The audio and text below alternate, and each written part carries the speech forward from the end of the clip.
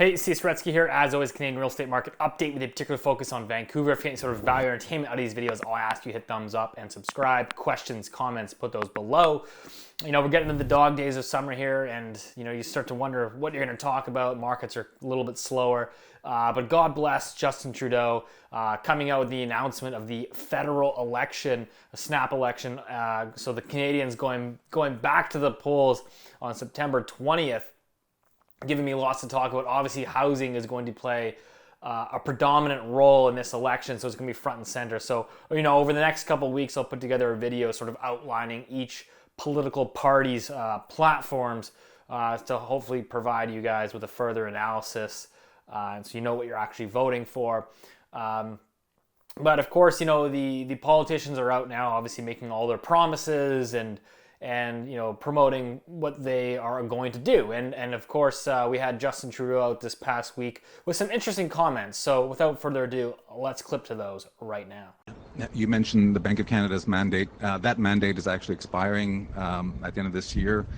If re-elected, it's probably the review or the extension of the mandate is probably the first big economic policy decision you'd make after the election. There's some talk of allowing the Bank of Canada to make some tweaks to the mandate to give it a little bit more flexibility to tolerate higher inflation, so it could, help stimulate the economy a little bit more in this very difficult time. Do you have a position on the mandate? Would you support a slightly higher tolerance for inflation?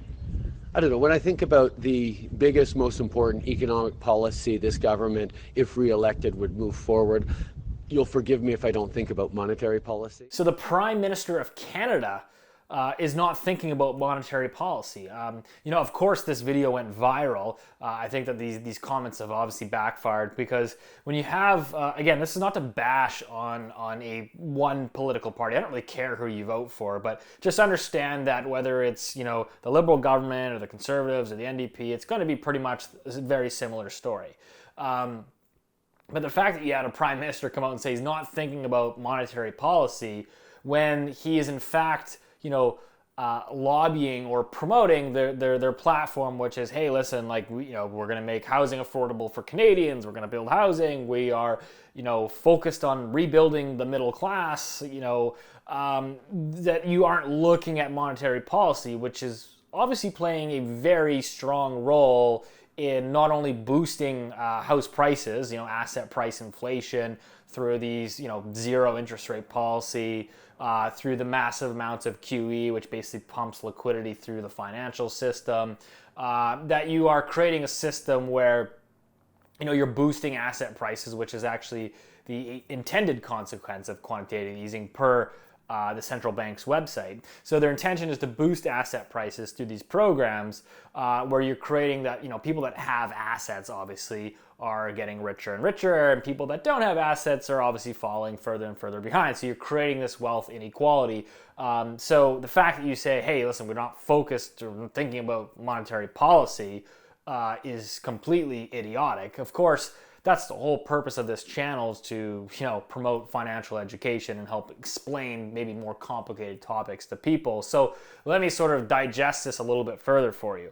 There's a whole cohort of people out there saying, oh, yes, Justin Trudeau is right. It's not the federal government's, job to look at the monetary policy. The central bank and the federal government are independent. They are independent for good reason. Now let's just unpack this a little bit further.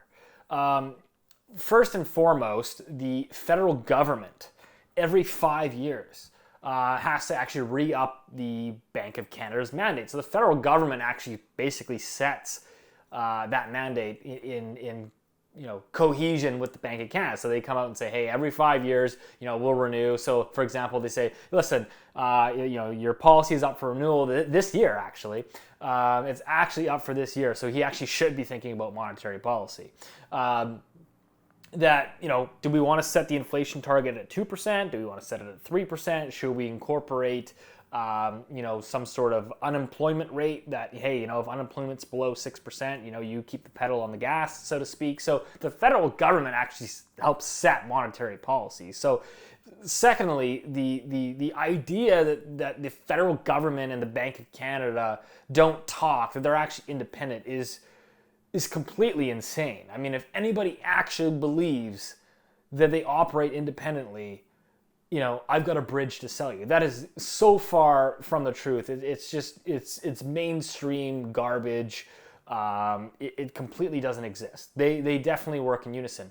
And one of the ways to look at this is to understand what's been happening over the last couple of years. So let me explain this as simple as possible. This might be a simplistic version, but I want to help people understand what is happening because there's a big important election going on.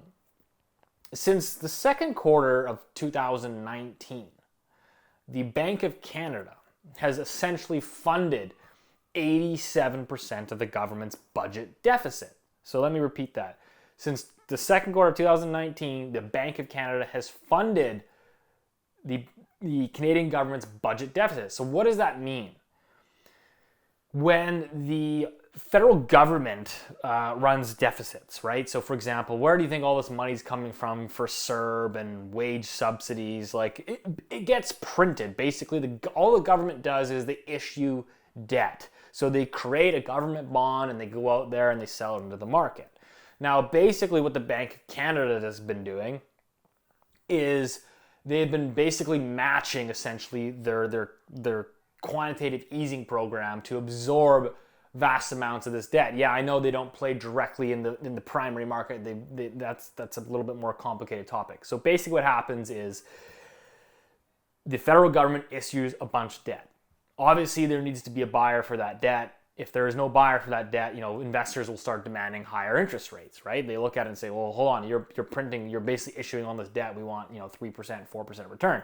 But if you have the Bank of Canada come in and buy all that debt with basically printed money, they are able to basically suppress the interest rates on this debt. So what they've essentially done is they have helped coordinate a situation where they can help the federal government lower their interest costs so they can actually, pump out this amount of debt without interest rates spiking. And so they're supplying all the liquidity to the market.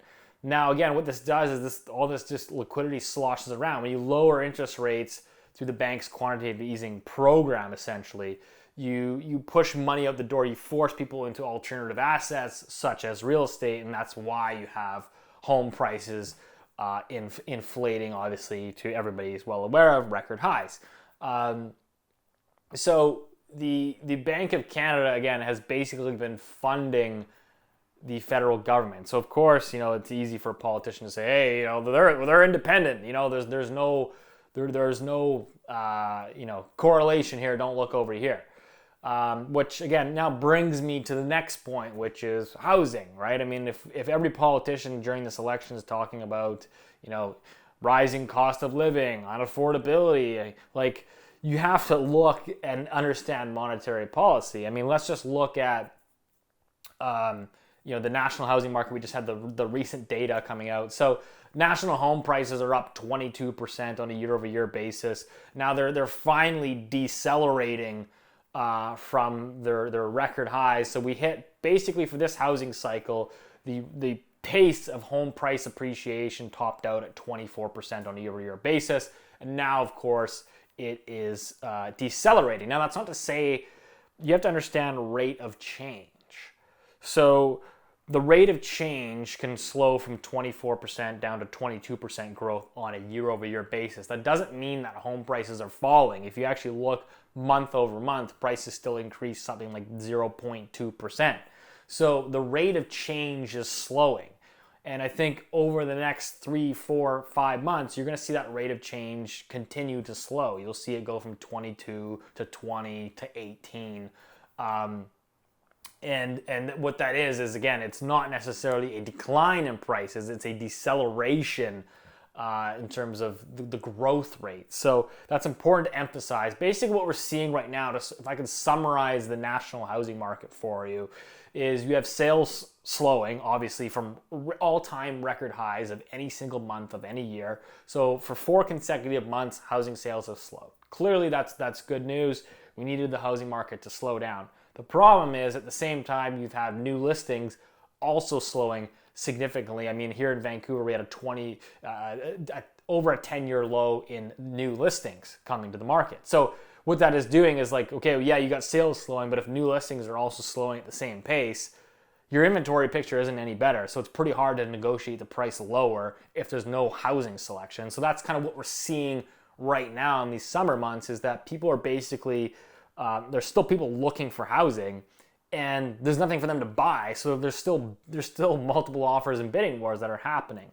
And so you're not getting a situation where home prices are actually correcting in any sort of helpful way to home buyers. So I obviously expect that listing picture is going to change in the fall. You're going to get some listings coming on. That's going to hopefully help balance the market out. There's obviously going to be a lot of buyers still, because you have a situation where mortgage rates are sub 2%, aka monetary policy matters, because when rates are sub 2% and inflation is running at the latest reading came out 3.7%. This guy says he's not worried about monetary policy. Inflation running at 3%, 3.7%, the highest in a decade. And of course, mortgage rates below that. Obviously, you're basically incentivizing people to go and take on leverage, which we can actually see in the latest data. The month of June, uninsured mortgage credit growth in Canada running at 17% on a year-over-year basis. I don't have the data in front of me, but I believe it's a decade high for that. So basically what it tells me is that this housing market is being fueled by cheap debt. People obviously taking on mortgages when uninsured mortgages growth is running at 17% on a year-over-year basis. So it's really all I got for this week. Like I said, we'll dive into housing policy further in the coming weeks, because it's going to be extremely important. Again, this show, I will try to keep the politics out of it and not to bash on Trudeau, because like I said, whoever gets in, whether it's the Conservative government or the NDP or whatever, it's going to be the same story. Like, no one is actually going to really change monetary policy, because it kind of works out of their control to some extent. I just find it entertaining to actually come out and hear a politician say, we're not even thinking about monetary policy. Like, anyways, it is interesting, because you're starting to see this debate. I don't know if any of you have been following, for example, like what's happening in New Zealand, but you're getting a lot of political pressure. So the politicians have actually been lobbying to the New Zealand central banks to include house price inflation in their mandate, which again, interestingly enough, actually didn't go anywhere. The New Zealand central bank says, no, house prices are not in our control. They're not our problem. That's for you guys to figure out. And they actually went on to say that they felt that was going to make the currency less competitive. They couldn't start hiking interest rates, for example, if every other central bank is cutting interest rates. So it's a more nuanced, complicated story. But what is interesting to see is you're starting to see political pressure being put on the politicians to say, hey, hold on a minute, something's not working here. House prices are going up too fast, too quick, and our wages aren't. So it's going to be very interesting to sort of see how this plays out over the next 2, 3, 4, 5 years. Should we remain in this low interest rate environment? So, as always, hope that helped. We'll see you next week.